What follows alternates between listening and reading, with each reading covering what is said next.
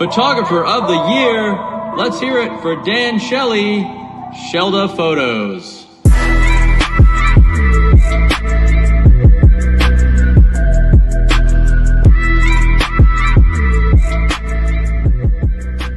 Hello, welcome back to another episode of the Shellda Podcast, where today I am joined by one of the most legendary snake players, if not the, of all time, and one of the greatest players to ever come out of Mexico, and a staple in now San Diego Dynasty, Arturo Andrade. How are you, my man?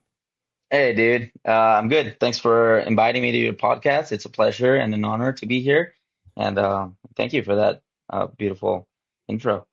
Yeah, for sure. I mean, it's, being in the media space over the past few years, I've kind of talked about this in some other episodes.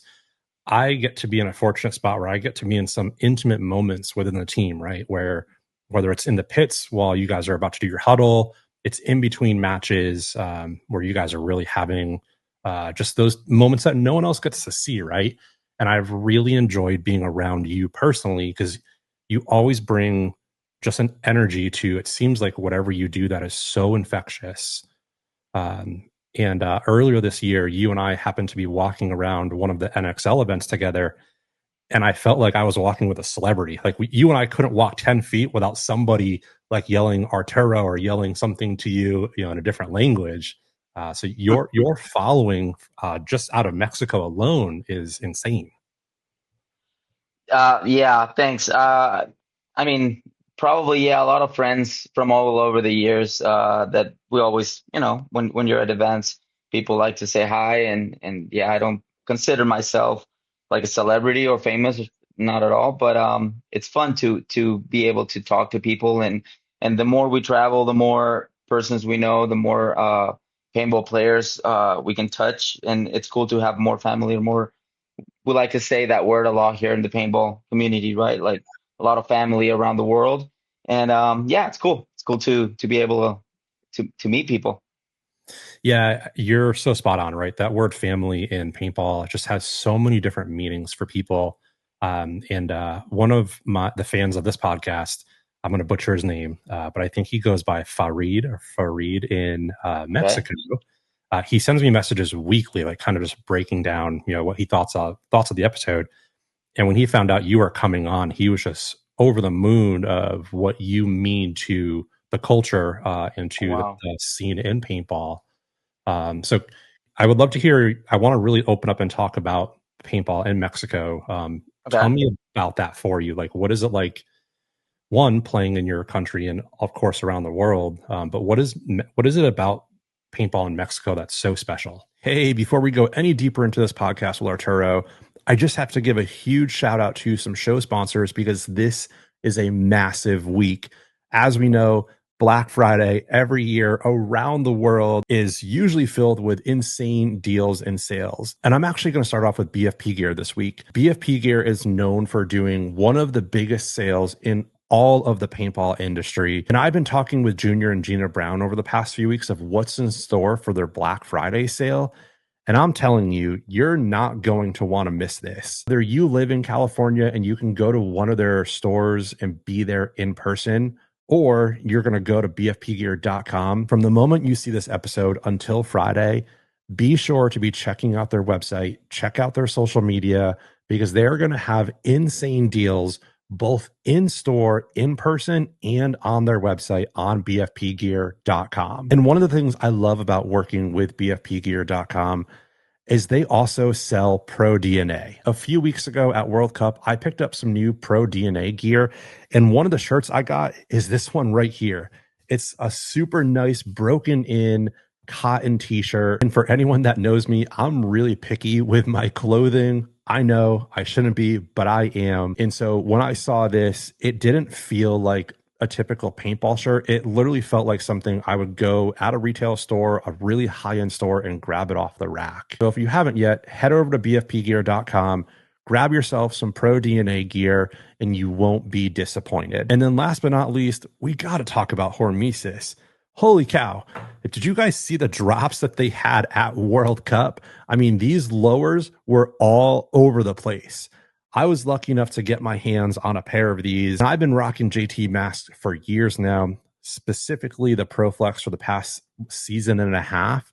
And these lowers, they're just different. I know people say that about all different masks. One of the things that I actually hate about paintball is getting shot right here, right?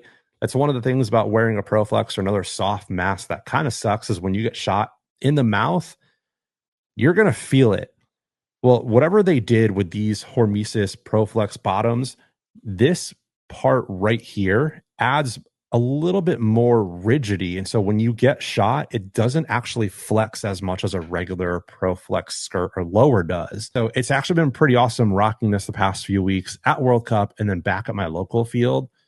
I've taken a shot or two directly to the mouth, and it doesn't hurt nearly as bad as a regular ProFlex. So huge shout out to Hormesis for coming out with these lowers.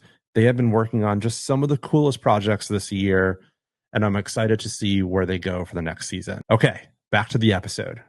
Well, obviously, this is my country, and this is where I started playing paintball. And the stairs to go into the pro scene, being from Mexico, was completely different than any other part of the world because you play with your friends, and it's a little bit more, it's a little harder to get recognition from over the world, right?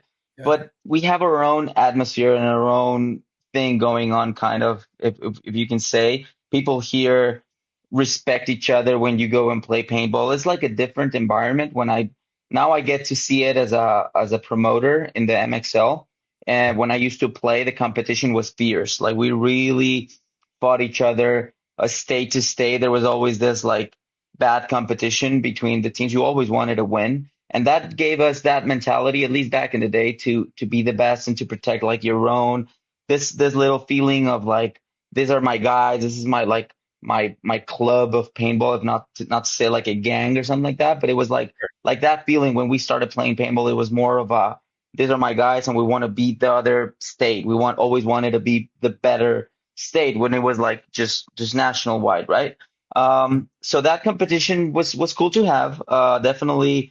Paintball, has evolved. I've been playing paintball for more than 20 years. And when we started here, it was completely in diapers, right? Like back in the day when in the US was, you were seeing something. Over here, we were like 2 or 3 years behind of all of that, right? So the evolution of trying to gain that distance between paintball and in every other part of the world and here in Mexico was different. While in the US, you were seeing airball fields, we were still playing in like woods or and whatnot. Yes, any other kind of a scenario game, right? Trying to be in the airball speedball scenario, but it wasn't the same. It was just slower over here. Now I haven't been playing paintball almost for 9 years here in Mexico, as in tournament wise. I stopped playing when I got the league in 2016. So it's cool when I'm, training and seeing all these teams coming up, and the change or the evolution of all these teams when we started, the way it was to now all these teams trying to really get better, trying to adopt all the mentality of the pro level to actually get better. You start to see that shift in paintball here in Mexico, at least, where teams are getting more, I want to say disciplined, more interest, more serious about like getting better. So that's why paintball has been growing in here in Mexico. So being a part of all the grow of the sport in a more serious and in better way, it's always fun. It's always like a pleasure to see, right? Yeah, I mean, what a beautiful story. Preparing for the show, I went back and looked at some of the MXL numbers over the years, and just to see where it started in the infancy stages of the amount of teams to where it is now, it's got to be so cool to just watch it grow. Do you ever have a moment where you step back at one of the MXL events and you're like, holy cow, like this is so much bigger than where it was, back in 2016? Yes. So when it hits me, it's when the memories on like Facebook or Instagram come and they sent me like this picture of like, this is what you were doing this year. And then I see the picture and I'm like, wow, like, even though I thought it was cool back then with all the infrastructure that I was able to, come with, now that I see it's like, okay, we've definitely come along, to do better stuff, right? Like it's definitely where I can go back and see like how you can be better in different aspects of doing an event, right? And Yeah. yeah, just that's how I'd like take a look back and think, okay, we've done a lot better in this part of the world. Yeah, and one of the things I've noticed, one just from being in the industry myself, but talking to other industry leaders or even players who have a job in paintball, is the amount of hats you have to wear and juggle being in the paintball industry. Like it teaches you so much life, just experience, where that translates so well into other parts of the world. I can imagine you being in the spot with a league, you're having to wear, I can't even count how many hats. Uh, what are some of those skills that you've learned over the years that you wouldn't haven't even imagined you would have had to step into? Well, I've obviously have to learn how to organize events. That first off, I started doing the league, and I was more in charge of like um, the setup of the field, like the nettings, the posts, the bunkers.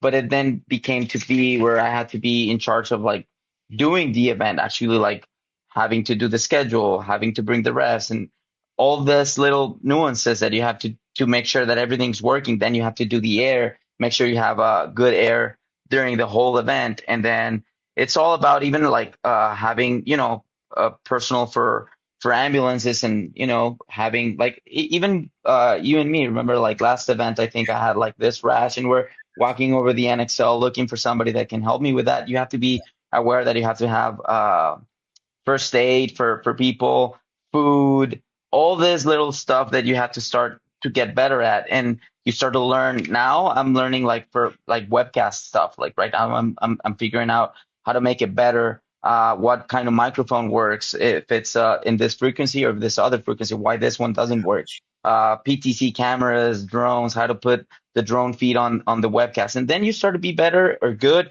at everything, honestly. Like it's like you have to learn how to fix all these problems in real time, because that's what you get. That's the challenge when you do an event. Like you get faced with all this, obstacles, like, oh, this happened, now you have to figure out, maybe the paint didn't arrive in time, maybe the compressor broke. You have to have a plan B for everything. You have to have extra refs. You have to make sure that they're flying. You have to make sure they have a car. You have to make sure they have food. So I'm getting better at being organized, which I'm the worst at. I have a bad problem with procrastination. Like I should probably see a doctor about it, because it's bad. But at the same time, I've been so good at making it happen. I can make it happen somehow. It always works. Especially this year, where I had to travel more than usual, where I had to be at different events in Europe, in Latin America. I got invited by these different teams, and it was cool to travel. But that takes away time of organizing this events, where your quality has to be the same, right? You at least have to have this minimal quality of an event, and it's hard to make it grow when you're like distracted doing all this other paintball stuff. And like you said, having all these hats, which is cool. Okay, I'm a paintball player that goes over to another country and plays paintball. At the same time, I'm running a league. At the same time, I'm with my family, and I'm with Dynasty, and I'm the owner of a paintball field. So all this little stuff, it's really it takes time, and it's really hard. But if you're able to juggle all of it and be able to make it where it works, then you get that little pleasure at the end. Yeah, it's all about that payoff, right? It's all about when that event finally happens. And there's usually some moment, and I talked to Tom about this, over in the NXL at some point. He was like, there's usually a moment throughout an NXL weekend where it's kind of quiet for me, and I just step back for like literally a second. He's like, holy cow, like we made it happen somehow. Yeah. And then it starts the next one, and then you're always working on something. It's interesting, if we go back a few minutes ago and I asked that same question and I took out what has this taught you, and I said what has this taught you about a player, you could have said the exact same thing. Yeah. The skills translate so well on the field. Have you ever connected that you're always having to like have plan Bs and Cs for everything, just like you do on the field? Do you mean that if I've thought about having plan Bs on the paintball field? Yeah. So like, if I were to replace that question, like, hey, talk me through your mindset being on the paintball field, Yes. I would assume you would have said, I get to the snake and, you've got your main job, but then if something happens, your marker goes down, paint, whatever, you've got to go to plan B, you lose a body over here. You're always having to like think about all these other scenarios. And it's like the skills that you're using running the league, you can kind of use those on the field and vice versa. Yeah, honestly, if I think about it, it's very much coming down to common sense. It's very paintball paintball is very logical. It's easy somehow, but it's hard it is sometimes it's so easy when you think about it, but then it becomes so hard. And the harder part is to actually know when it's easy. When it's hard is because you haven't understood what's happening or what's the next step or what you're saying. Like, what will happen if this or that? And that's all we get encountering in paintball field, in a paintball match or in a paintball point. It's this just happened. This is the situation. This is the obstacle. We need to make something happen to overcome this. Sometimes, you get a 3-on-5 and it's impossible and there's nothing you can do. There's not like a simple answer. Sometimes it's very simple. Okay, this is my advantage. If this happens, then I have to press here. Then I lost my 2 guys over here, then I can't do anything. And that's what, like you're saying, my plan B has to be this. And the problem is to recognize, right? I think that's where it comes down. Recognizing what is a plan, because we all have a plan A, right? Like when we go to the board, we're like, okay, this is what's going to happen. But then it becomes, okay, that didn't happen, so plan B, or maybe plan C. This is if this didn't happen, then you have to make something happen. And it comes down to that making something happen is what you need to do. And mostly it's common sense. And normally when you make a mistake and when you look back at a match, it's like, oh yeah, I did the harder thing that wasn't the common sense. I tried what I shouldn't have. And then you think about it and you're like, oh, okay, I should have done what was easy. This was the easier path, but I just try to complicate myself by doing this and that. And when you see the better paintball players in the world play, normally they're best because they normally do the easiest way. They don't like myself. I struggle because sometimes you try to do it the harder way, right? When I commentate on my league, I'm trying to say, okay, the easiest way for this guy to win is just to crawl down the snake. It's just going to be easy. He goes down, he gets up, he shoots 3 bodies. It's easy, right? And what he does, he ends up getting the point, but he does it in the complete opposite way. He goes up, shooting people, putting them down, shoots a guy, and then goes running, and he almost gets hit, but he shoots the other guy. That's the harder way, but he ends up accomplishing the same thing, but he didn't do it on the easy way, right? Yeah. Sometimes we do it on the hard way. That's a big problem that a lot of players have, including myself, because you try to rely on your abilities of being faster or better, and sometimes that doesn't pay off. You have to be smarter, I think. And Rusty Glaze was really good at this. Me and Blake gave us I'm saying Blake because we were talking about this weekend, the KISS method, right? Like, keep it simple, stupid. It's just so easy when you just try to keep it simple, but sometimes you just try to overcomplicate stuff, right? So yeah, I mean that's like, you want to talk about gold life advice. That's it right there. Like in anything you do, I think people try to overcomplicate so much, and then it becomes so overwhelming, where you then start to get stressed out. And then when you're stressed out, that's when your heart rate goes up, and that's when you start to make other bad decisions. And that's something that I've seen over the course of the few years being around you guys. You guys will be down in Dynasty. You'll be down 3 or 4 points, and no one in the pits are freaking out. Like, everyone is calm because you're keeping it simple. You're focusing on what just went wrong. What can we do to fix it? Let's go back out and execute it. And if we could just get that method everywhere else in paintball, like, there would be so much. I think the competition level obviously would skyrocket. But I think you just see so much. There's a big curve from you guys at the top with the rest of the pro teams to everyone else, where I've heard a lot of pros come on and talk about the ego, and the ego gets in the way of that keeping it simple pretty often. Yeah, I think you nailed it. It's the reason that the team and the top teams are like that. It's because instead of like figuring out what went wrong, obviously you want to figure out what went wrong so that you can fix it.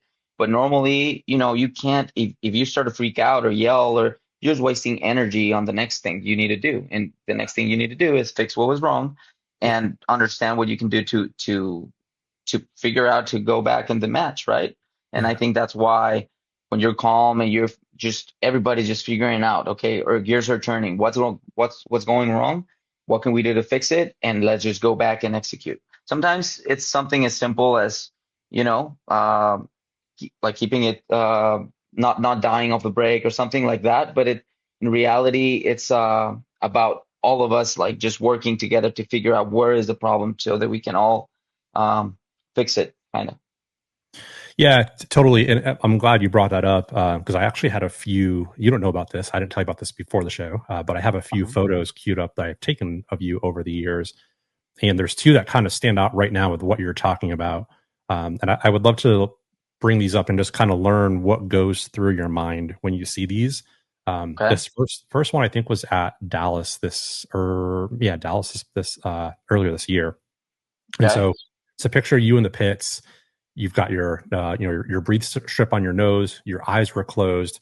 And I remember in this moment, your eyes were closed for a decent amount of time. And I saw this huge exhale and you breathe, like push out a huge breath. And this was right in the middle of the match. This wasn't before the match started. Okay. And so is this that moment where you're trying to like get back to that simplicity? Like what goes through your mind? Yeah, probably if I'm closing my eyes and I'm thinking, I'm just trying to calm myself, picture myself doing, what I need to do, trying to concentrate on the moment and forget about everything else. Most of the time when you do that and you just take like step back and don't try to overthink stuff, which sometimes gives you trouble in the field. Sometimes you just need to flow and play paintball. And when you close your eyes and you're trying to calm, collect, breathe, be good for your team, and give that positive confidence to the rest of the guys. I love that. And then I'll want to bring up another picture because this is one that I see often from you in between sets. And I'm glad I captured it because I think in between sets, a lot of players can just kind of go off and they're doing whatever. But I noticed this a lot from you. You find a spot somewhere behind the pits that's usually really quiet and you just keep to yourself. And it seems like you're just trying to keep your energy at that spot where when you are ready to go back on, you can just snap into it. It's funny that you that you take this picture because it's been something that it's like a little power that I have. I remember way back in the day in MPPL days when you played one point and then it could be like an hour or two before the next point, and having the net to your side and just being able to sleep a little bit and just, get that energy, don't overdo it and just walk around. Just that gives me like this little power nap of like just staying in the moment. I just need like my 5 minutes of like, nobody talks to me. I'm probably gonna, sleep, hopefully. But if not, then I'm focused and just I don't like to be on, how we're on our phones all the time. Yeah. Just leave that and just close your eyes and be able to like shut everything else and just be able to hopefully get a power nap and be ready for the next match. And that's something that I don't know, as soon as I get like, okay, it just hits you, at least with me, it just hits me like, okay, I need my time. And then I'll just find like a little puppy. I'll just find like my corner and just go and close my eyes and just, probably get to sleep. Yeah, I've thank you for sharing that because I've always appreciated, being a photographer, I'm always looking, right, for like different stories to capture. And I've always seen you do that. And there was at one point where it was at an event earlier this year, I saw you do that. And then I stood off to the side and I just closed my eyes for a minute because I'm like, what is Arturo going through? And then when I closed my eyes, I could just hear so much more. I heard people on the field, I heard people conversing.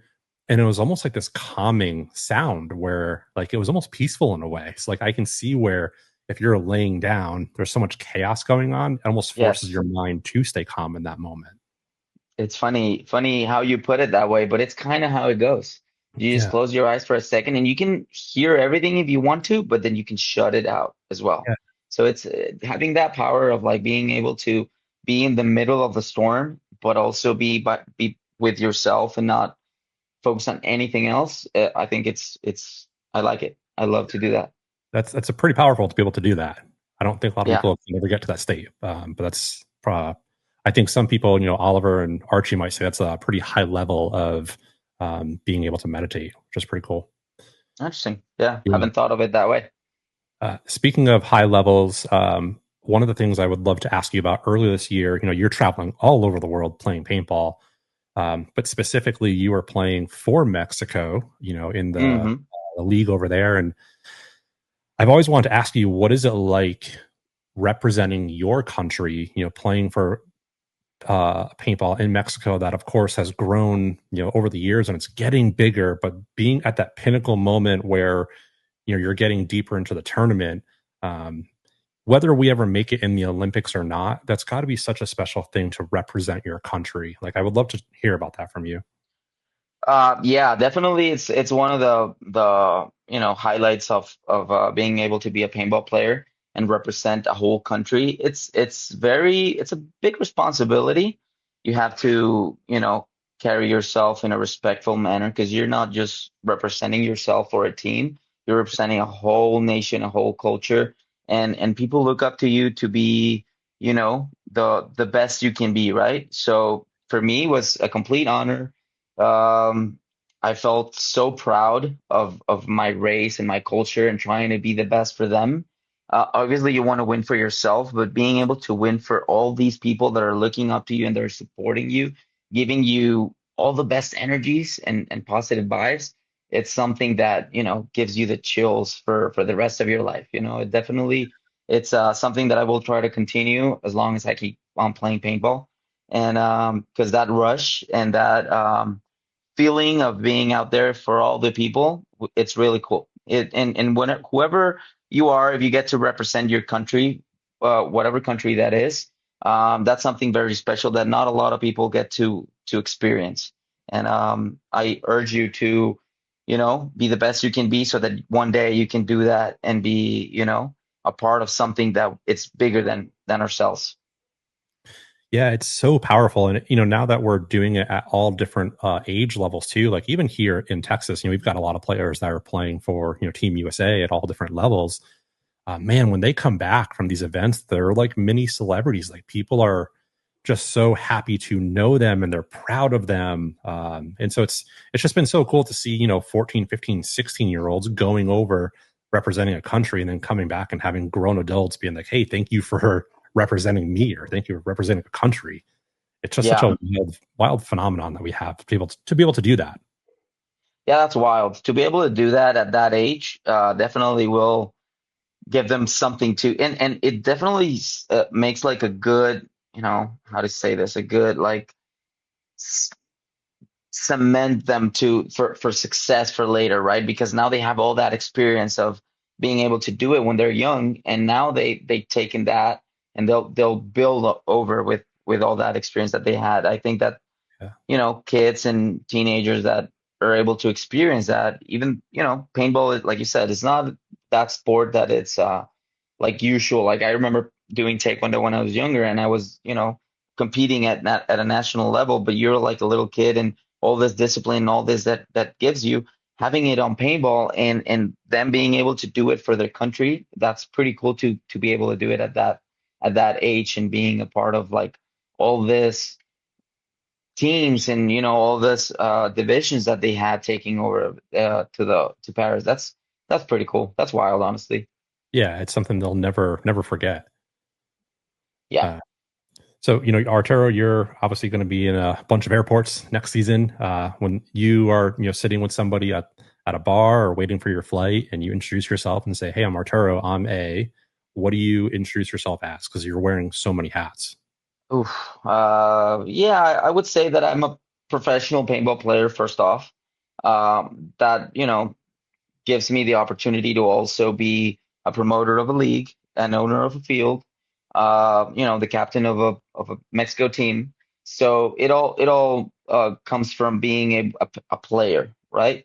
Whether it's professional or not, you're a player, and that's what gave you the opportunity and the world to be, that's our world, basically our life, to be able to, have a field, have a league. But that's basically the main thing that I normally say, right? Try to explain to them what we do, why we do it, and what is it, right? Like normal people will never understand. It's not easy for them to like grasp the idea, but yeah, Yeah. that's how I think I will, or that's if I remember correctly, that's kind of how I How you do it. present myself. Yeah. What a great way, because it's a great conversation starter. So now you can go down different paths depending on how they react to it. Yeah, of Yeah. course. If they don't like it, then I'll say, yeah. And I also just work at my house. Yeah. I mean, being a league promoter and also running a field, like you're working around the clock, 24/7. Um, how do you ever unplug? Like, how do you ever step away to spend time with your family and your significant other? Well, I love to do different activities with her. She comes with me whenever she can. When she doesn't have any work to do, we'll be together all day doing errands here and there, going to the Yeah. field. We do some Airbnb management, and I love to do carpentry, and I love to like be on the field, and she will come with me. I'm doing enduro bicycle, like enduro kind of like Jeez. downhill, so it's pretty cool. So whenever I can, I'll take her with me. She doesn't like to do it that much because she falls a lot, kind of Yeah. like I do, but I don't care. Yeah. So I love to go to the mountain. I love to go to the river. I was gonna go to the river this morning. We have a hot river, like a hot spring, but it's a whole river. Oh, So I take the dogs there. The two pups that actually came here earlier. yeah. I take them there so that they're jumping in and out. And I love to go shooting, also like competitive shooting. I haven't had the time, but Yeah. like last week before I left for practice in Sacramento, I needed to zero my rifle, so I went with her. We did like this. We zeroed them first, and then we competed with each other, shooting at 200 yards, and just for fun. And you get all that stress out, then you go back to work, which is cool. Kind of when we go to do these activities and like in the mountains, we don't have a lot of internet, so we're like let the phones out, and then when we come back at the car and we're driving back to the city, our phones start to blow up, and that's when we continue to work. Right Yeah, back to but reality. yeah. Yeah. We love to do all kinds of stuff. Like we will enjoy watching a movie with like just some food and sit down and relax, and but we can be working all the way to 11 p.m. doing errands on houses and figuring stuff, and then sometimes we'll go to the gym at 10 p.m. So Yeah. it's all about being together. Whatever we do, we love to do it together. And that's kind of what we never get tired from each other. And whenever we can, we go to visit her family or my mom or my Yeah. family. And we try to balance out everything we can with the time we have. Oh man, that's so cool. Thanks for sharing that. That's one of my favorite things about doing this podcast. Is people will see you on the field, and of course, you're a legend. Playing for Dynasty and the different teams around the world. But hearing those types of stories of what you're doing in between events or even throughout the week, all the different hats that you said you were juggling, and then to say you're also doing carpentry and downhill enduro, like holy smokes, man! Yeah. You must have more hours in Mexico than I have here. I need to figure out how you're managing all of it. Dude, we try. We definitely. I wake up really early normally, Yeah, 6:30 a.m. It's like my alarm from every day. yeah, And then depending on the day, like I said, sometimes I go to the mountain and do enduro, and then come back like 11:30 a.m. and then straight to work. And then sometimes I'm sleeping at 12:30, 1 a.m., yeah. 5, 6 hours, more than enough, and then do it again, all Right. over again. So I just did a kitchen for my mom. She was on my ass for the whole year. Like I bought all the things to do it. Yeah, And she was like, "When are you gonna do it?" "Oh, mom, I have this event and then this event." And she's like, I just saw her before. I was just doing some drawers actually here in my for my girl, yeah, and just trying to work. And she didn't know that I'm leaving tomorrow, So as soon as I saw her, I was like, yeah, when are you leaving? I was like, tomorrow? I'm like, yeah. And Sorry, when are you mom. coming back? I was like, not next week. I'm going to stay over there. What do you mean you're staying over there for 20 days? I'm like, that's not 20, mom. It's just only 10 days. She wants me around. So it's definitely, hard to say bye to my mom. But whenever we're here, like this month in October was perfect because I actually didn't travel at all. So I had the whole 4 weeks for myself and that's when I was able to do the kitchen. Yeah, So whenever sure. I could, I went to the field, did this little workshop and worked from that. And I love to do that honestly because the time goes by so quick by doing something with your hands and just, measuring, cutting. I love to do all kinds of projects when you have the time, and it will keep your mind busy and keep it away from your phone. Yeah, that's one of the things I've noticed about talking to different pros throughout this year that I've found a correlation with where other pros that are doing something that takes where you have to put all of your energy and your focus into whatever that activity is, right? Ryan's a great example. He surfs. You've got to obviously be really attentive to do that. You mentioned you were shooting earlier at the range. That's Mhm. takes a lot of focus and safety, of course. But I've noticed a lot of those skills I feel like translate to the field where you're having to focus so much and then in those moments keeping your heart rate low and staying calm, that I've seen a lot of those pros use those skills on the actual paintball field too. Have you ever noticed that correlation? 100%. I think that everything we do in our daily life will translate to how you play on the paintball field. Yeah. Um, Definitely everything you do. If it's shooting, if it's mountain biking, if it's a martial art, if it's anything, it will give you that reaction time. Your peripheral vision will help if you're doing something that will help. Like if you're playing baseball constantly, well, you'll definitely have a better vision than somebody that doesn't do that. Yeah. And then the way you manage all the problems, and like when you're mountain biking, you have to look ahead of what you're like your line. What are you gonna You can't be just looking to the next problem. You have to actually be looking and you have to be really focused. And if you do paintball, it's kind of the same thing. When you're playing paintball, you have to be focused into multitasking, all this stuff that you have to be doing. You can't just be lazy and just think of the moment of like, oh, I'm just going to be shooting here. You have to think of all the information that's provided to you, all the information you need to give somebody, the movement, the paintball, the yelling, the keeping in calm, and when you don't, that's when you don't play good, right? Like Hmm. you can definitely figure out well, like, oh, this guy just blew off, like he just had the best match. And that's probably because in that match everything worked for him. He was so calm, he was so focused, and Yeah. he was just not overthinking stuff. He was just perfectly focus on that specific moment where everything worked. And when you have issues, is like when oh, I didn't hear this. Oh, I didn't knew that information but I was yelling. Oh, okay. Then that means that you weren't actually on the moment. You weren't actually listening properly, right? And I think that's how it goes. That's so interesting because like I've heard a lot of people mountain bike, but I've never actually connected the two until you said it. When you're mountain biking on trails, you're right. You can't be looking down at your tire, which I think a lot of people do instinctively. You have to be looking feet in front of you, which that's a skill that translates immediately to the field. If you're running, not looking down at where you're going, but trying to get a peek up the field of what's Yeah. going on. All I the never, information that you need to like grasp when you're doing the mountain biking. You have to make sure that you're not gonna, die. So yeah, basically, you have to like be watching the next problem that's ahead and how you're gonna get it. And you know how they say that where your eye goes, your bike goes. yeah, It's kind of the same in paintball. Normally, when you're running and you're looking downfield, you're trying to get all the information of where they are. If you see paint, if you don't see paint, if you need to stop, everything. And it gives you like a little bit of a good vision of how to solve and play. yeah. I wonder if that's where a lot of people like the field starts to almost get wider for them, right? And things start to slow Mm, down a little bit is when you're able to have that vision a little yes. bit on field. Yeah. Let's shift a little bit and talk about Dynasty. You've been a Okay. staple with them. I went back on PB leagues as far as it would go, and it looks like back from 2018. So we're coming up on 10 years soon. What has it Yeah. been like playing for them for that long?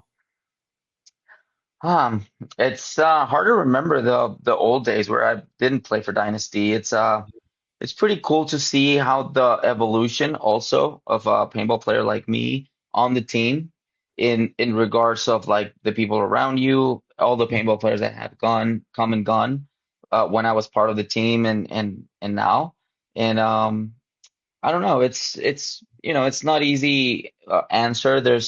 It's just different in the sense that I noticed that I've learned so much from the team and I'm a different paintball player just by being around all this, legends and how they've been molding myself in my game and my person. You learn so much off the field and on the field that you definitely, evolve and change the way you think, the way you see things. And I'm really just happy to be a part of it and continue to grow, right? You want to, I think a team like Dynasty, and I've always said it, it's one of those teams that it doesn't matter who it is on the team. Obviously, there are legends that are pinnacles of our sport that will be there and they will always be remembered. But if people come and go and players come and go and the team is a team, right? Like if you put on a shirt or a jersey that represents that team, you have a lot of responsibility to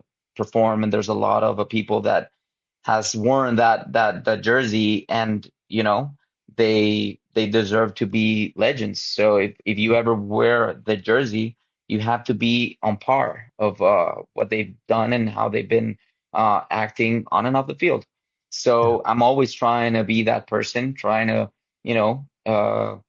present myself in a proper manner to everybody that gets close to us because, they Dynasty has given me the platform of being also who I am in my league as well, in Latin America and everywhere I go.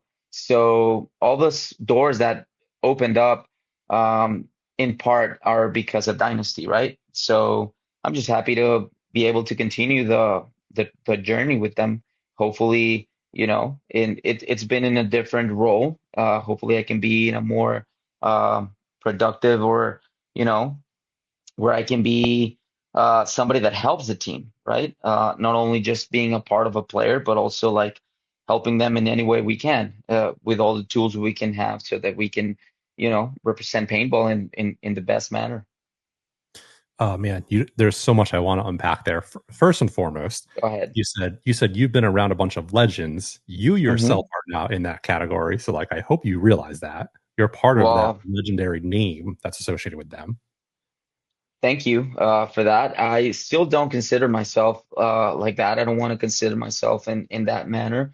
I understand. If people do see me in that way, then I'm doing something good in Yeah. the sense that I love hearing people getting motivated for something I did or the way I carry myself, and Yeah. that gives me the motivation to continue to do that. Right? I don't consider myself not even close to any of the people that I play with that they are at least in my book, legends. I just consider myself lucky to be able to hang out with them and to play with them and you know help them. It's I think it's pretty cool to be part of something that uh, oversees you and to be part of something that we can all uh, do together for a common goal.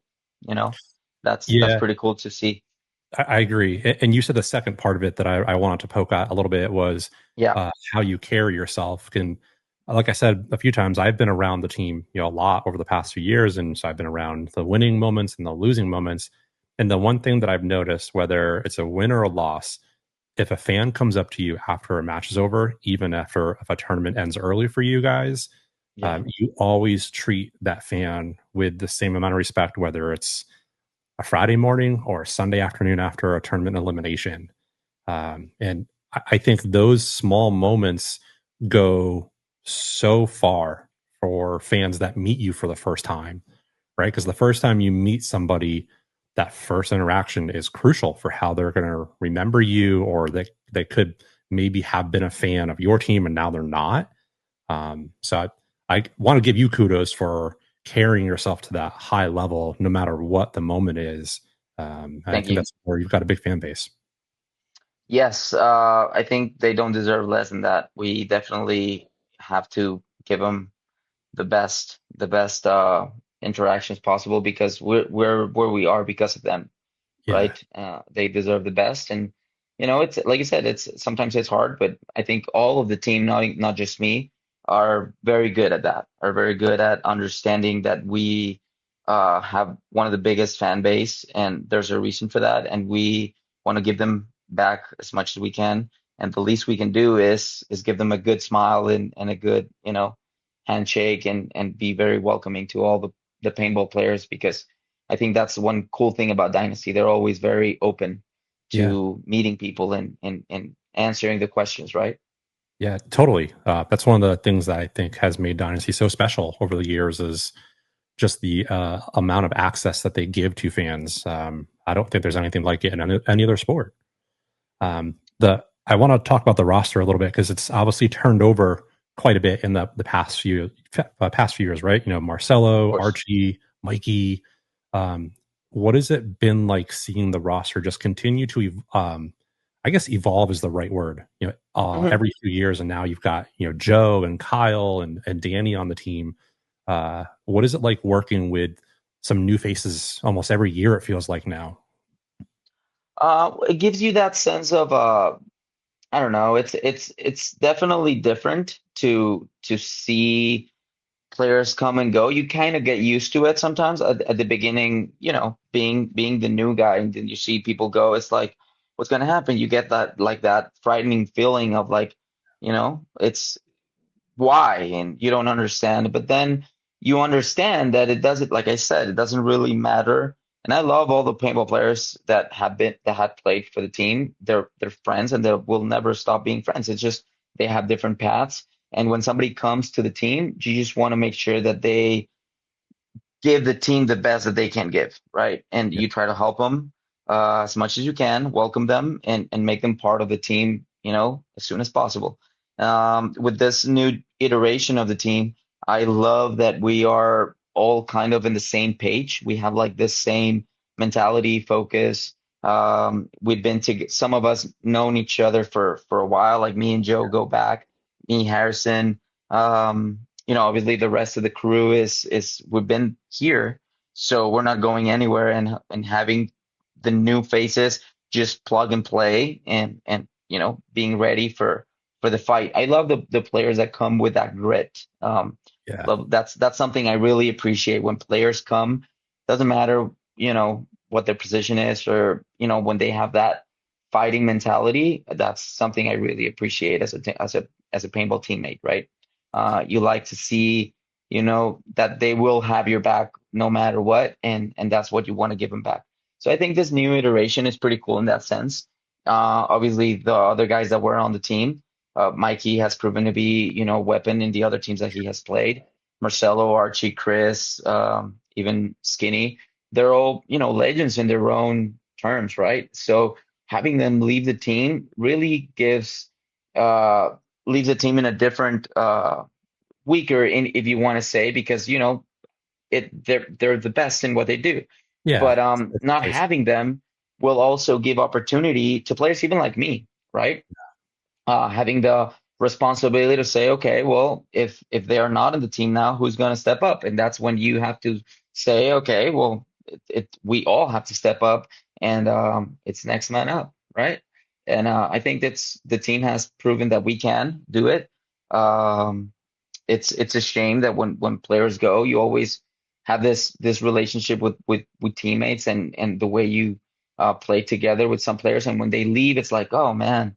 It's like it's your buddy, and you've established this relationship, and you kind of knew how to get along and how to play with them, and now you have to do it again with somebody else. But it's something that we've accomplished this year. I think that it's not we always want to win, but it's not. I think the season has been productive, even though we've started in a high and have been going lower and lower every time.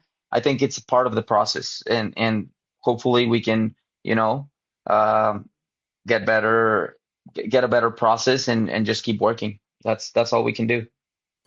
Yeah, beautifully said, by the way. I think one of the things whenever you have a new team or a lot of new players that come on, especially within paintball, like it's the trust factor. Like, do you trust each other? And you see it with Joe and Harrison, they've obviously played together for years, on Infamous, and so like they have that trust factor.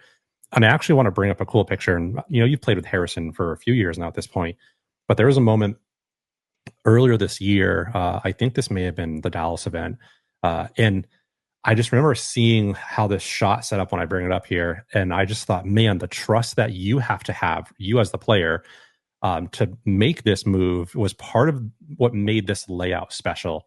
And so I'm going to bring up this picture of Harrison. I know what picture, yeah.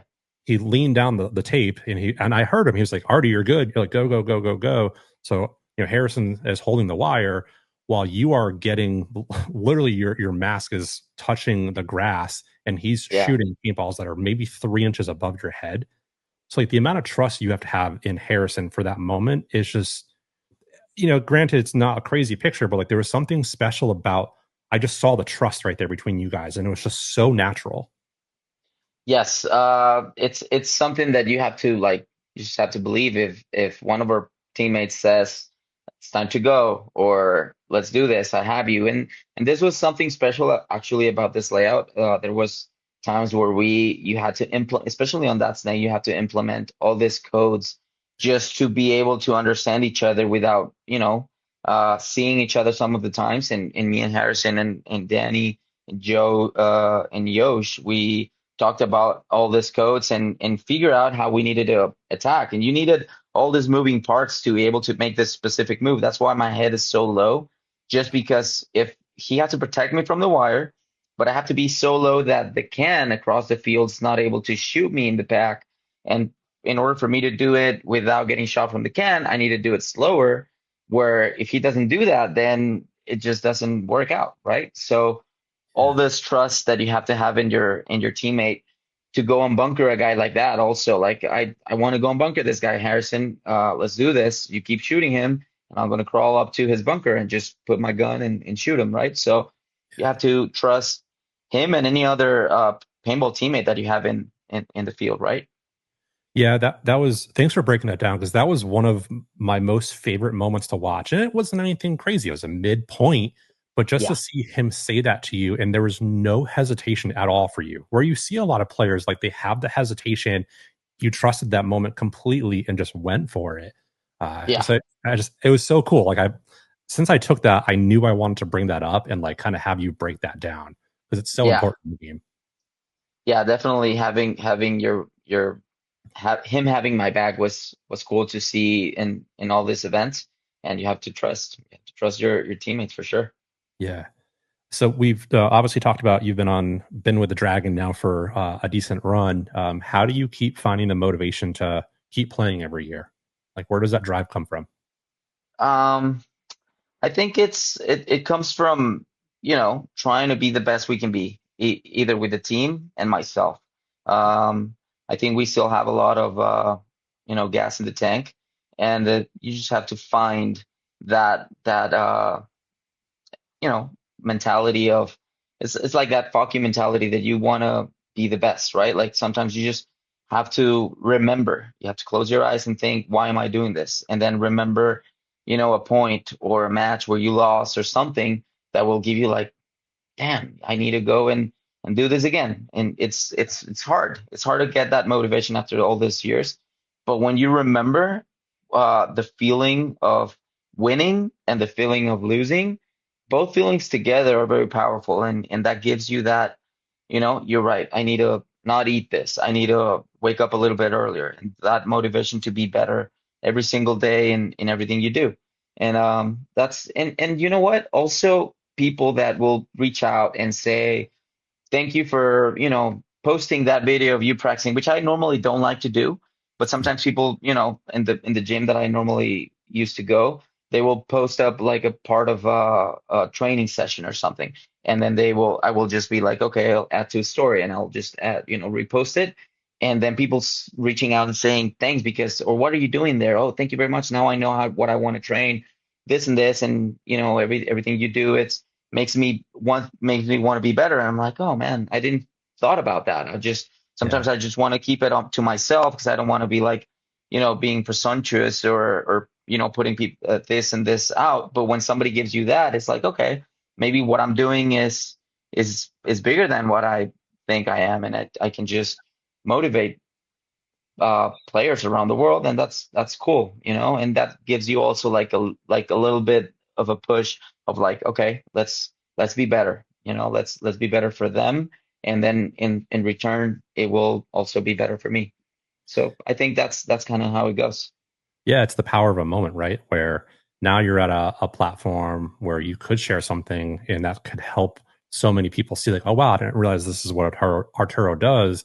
I want to use this in my routine now to get to that level. Of Just by course. sharing one thing. It's crazy how like the power it is to do that. Yeah, and that's when it hit me one time. I was like, okay, Yeah. that's pretty powerful, and that I was like, okay. And normally when that happens, I just thank them, right? Because in reality, they're fueling me to be better and motivate myself. They give me the power of like, you need to keep on going, bro. Like, go get it.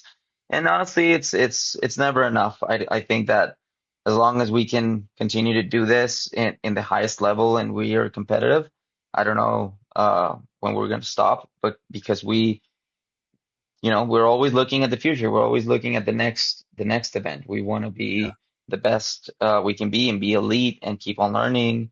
And I'm always trying to figure out ways of improving. And when it's funny when I see videos of myself playing, I'm always like, oh, that looks so bad. And I'm super critical of myself every time. Like, that's the worst and that's the worst. And you just want to be perfect, which is impossible, but at least you want to be improving every day, right? And it's kind of cool. It's a cool um, thing to have. It's Yeah. I don't know when this it's like we said, when you don't get to, it's funny because I had this dream. It wasn't last night. I think it was two nights ago. I woke up and my dream was that we were playing paintball in World Cup, and it was this weird field. And for some reason, I don't know what the reason was. My dreams are very crazy normally. It's something that I have. It's zombies and shootings and bad things. But That's there's also shows up paintball in too. there. Yeah, it's also paintball. But in this dream, I remember that I had something that didn't allow me to play paintball. It was some medical stuff that they found that, and I was like, no, no, but I'm able to play, and I wanted to play and be a part of the team, but they were like, no, no, it's okay, you can't play, and I was like feeling in shackles because I couldn't play Wow. because something I don't remember what it was, but I couldn't play, and I was on the sidelines watching the team, and we win World Cup, and I'm feeling to myself, fifth win, I'm happy even though I'm not playing.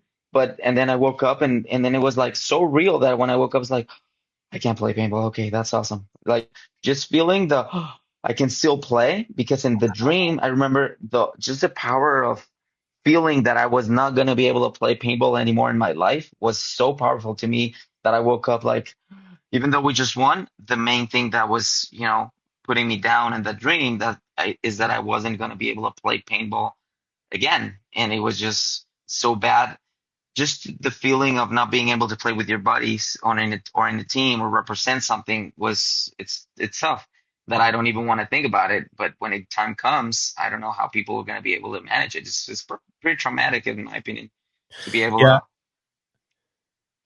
Thanks for saying that, because that's actually something I've thought about a lot recently. And I had Oliver on at some point this year, and when we wrapped up and went off air, he actually talked about that a lot. He said that he wishes that a lot of the pros that are still playing, he was like, he was worried that they are going to struggle with an identity crisis of what happens when it's time for them to retire. Of what is my life without paintball? Yes, And I think that's something that everyone's going to struggle with. At some it day, is. the chapter always ends on something, and I don't think we have anything prepared for this next wave of pros that are going to retire in the next, we'll say, over 10 years, right, over the next decade. I think there's going to be a lot of struggle there, and I hope we have some resources to help these people find whatever the next thing is. So yeah, I appreciate you opening up about that, because that's actually I think a real topic that people struggle with right now. Yeah, it's like we said at the beginning. I don't know if it was on the show or off No, air, of course it wasn't. but when you leave school, it's kind of the same when you retire from work. It's It's something that happens. And normally it's pretty cool when you have this other activities like we were talking about, like having all this hobbies that will, keep you busy and keep you looking forward for something. Because I know for a fact that, paintball is not a hobby anymore for me. So having these hobbies keep your mind busy into, okay, I want to buy this for the bike, or I want to buy this for the shooting range or whatever it is. But you're always, looking forward for something.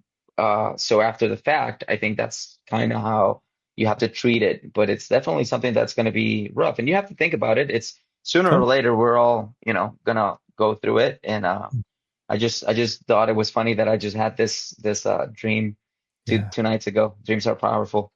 They really are. And for some people, some dreams will change someone's life, but just by having the power of some type of vision for something. Yes, 100%. I've got a few more questions here. One, I would love to go backwards. I would love for you to look back at your career so far. And what's one of the moments that stands out to you that you're at the top of your list that you're proud of? Okay. Well, definitely this year going to play in Europe with Mexico was pretty cool.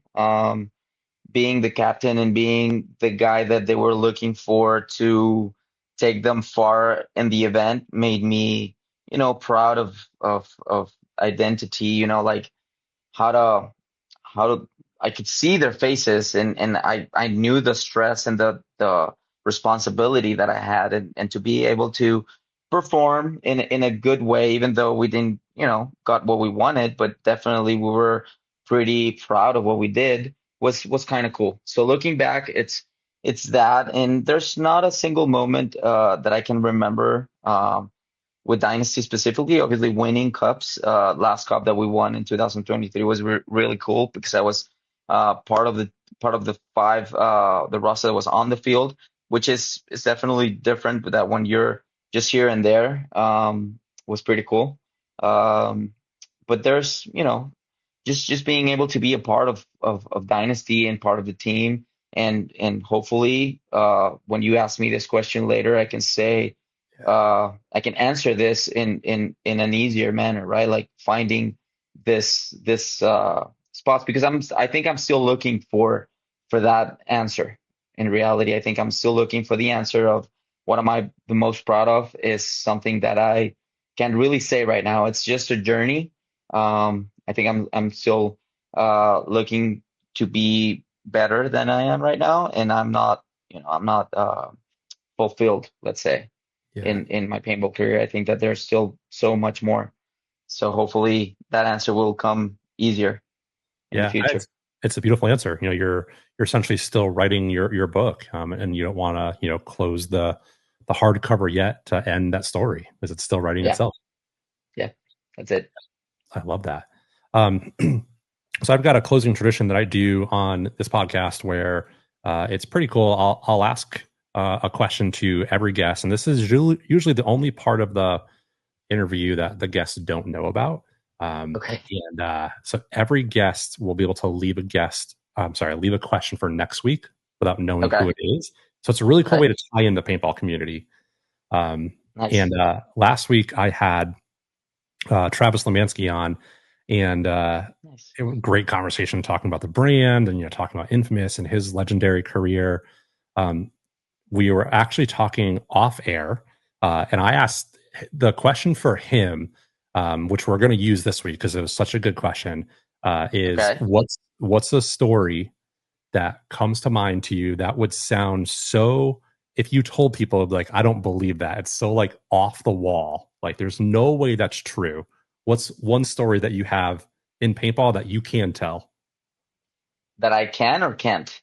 That you can, so like, I'll give you an example. His story was years ago. I think it was, they were overseas and they were at a bar, like I think with the Philly Americans or something.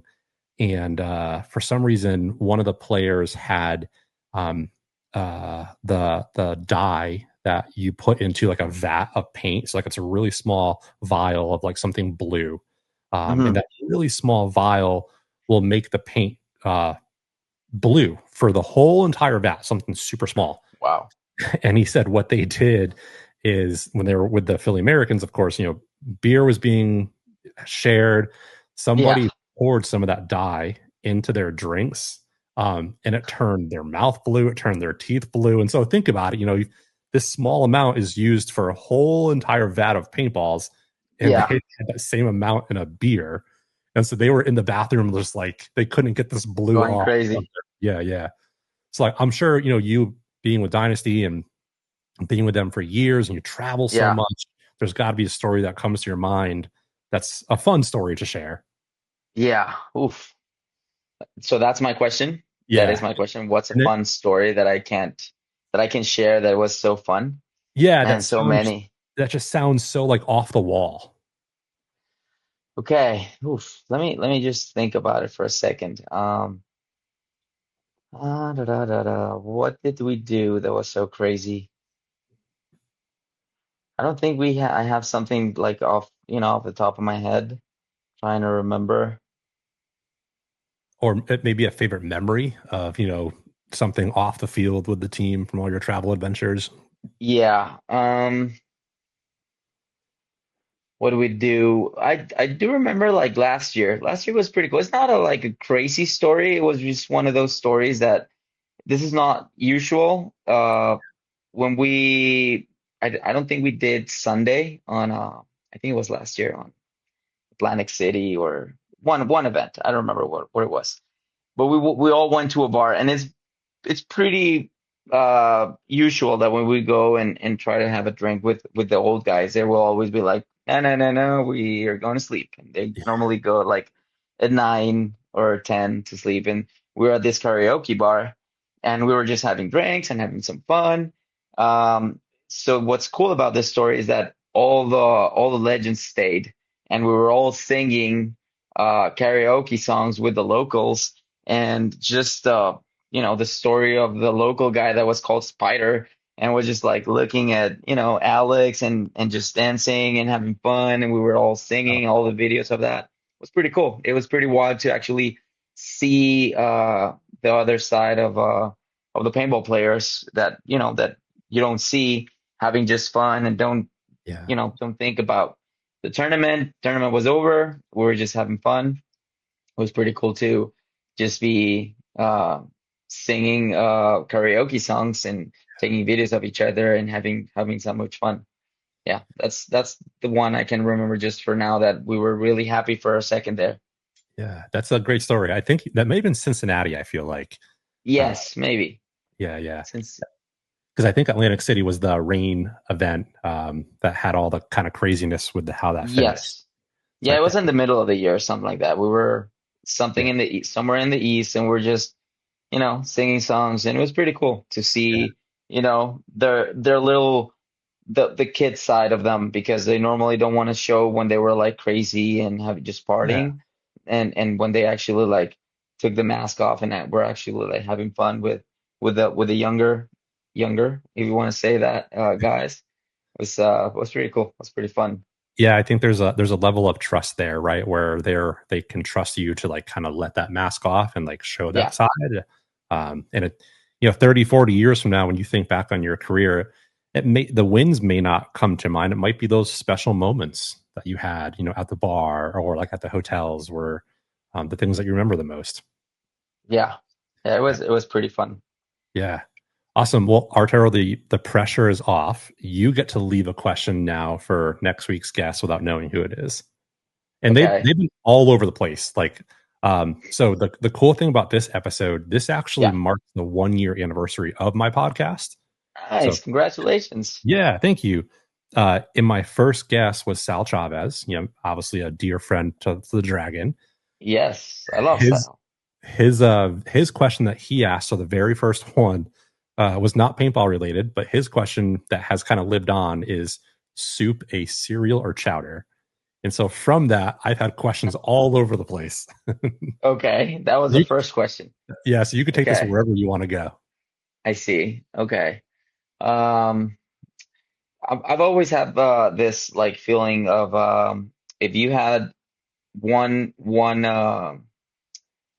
how do you say, one a genie grant you one wish, what will it be? Like, what if you were able to do something or wish for something, what would that specific thing be? That's a great Could be answer. whatever. Yeah. Have you thought about what your one wish would be? Yes, I think that I would love to live my life all over again. Really? Yeah, like go back and just redo everything. It would be Would cool. you Not would you change anything, just live it again. Be a kid, Yeah. especially being a kid again. That's awesome. I think it's one of the best stages of life. You're so just innocent and just have the time to be, happy. Your imagination is all over the place. Pretty cool.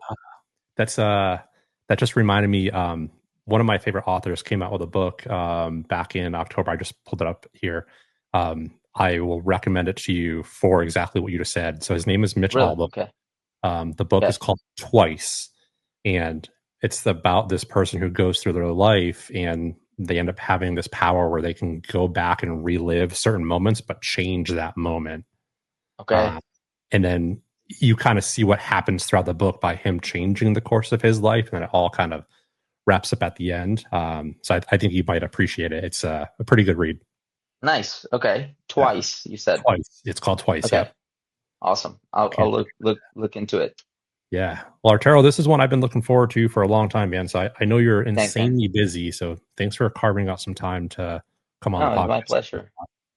Thank you for sharing the platforms to be able to share with people, share my story, and it's pretty cool.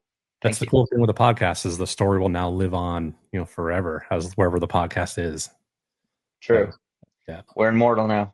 Yeah, exactly. Well, to everyone else tuning in to another episode of the Shellda Podcast, thank you so much, and we'll catch you next week. See ya.